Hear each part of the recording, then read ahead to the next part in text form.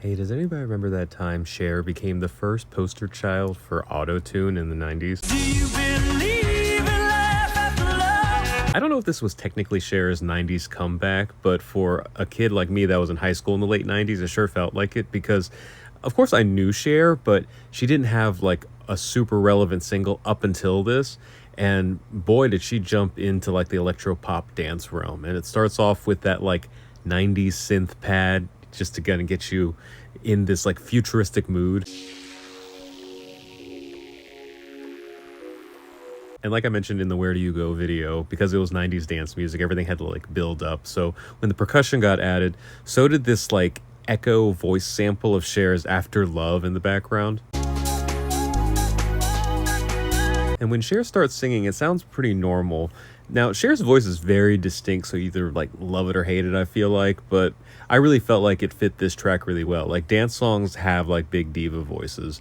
No matter how hard I try. But then the ends of the phrases start making this glitching sound that we now know as hard autotune. And I can't break through.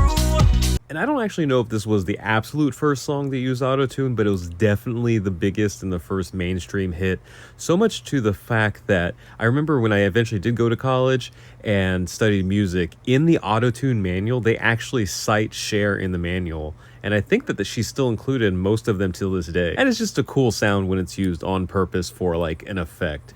Back to the song. This line right before the chorus, "You're gonna be the lonely one," that has to be like one of the most like satisfyingly petty burns, right? You're gonna be the lonely one. Oh. Then we get to that iconic hook, and I think this is one of those things that people misremember, but there's not really auto-tune as an effect on this part of the song.